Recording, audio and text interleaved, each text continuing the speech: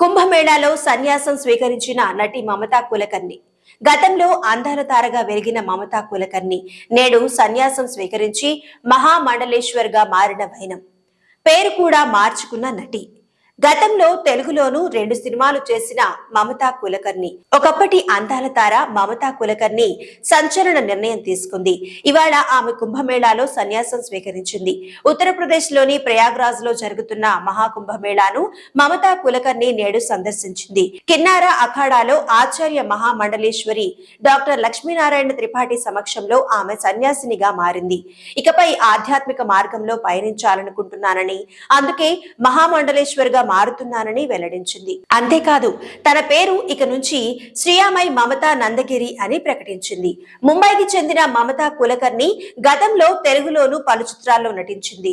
ప్రేమ శిఖరం, దొంగ పోలీస్ వంటి చిత్రాల్లో నటించింది. 2003లో ఓ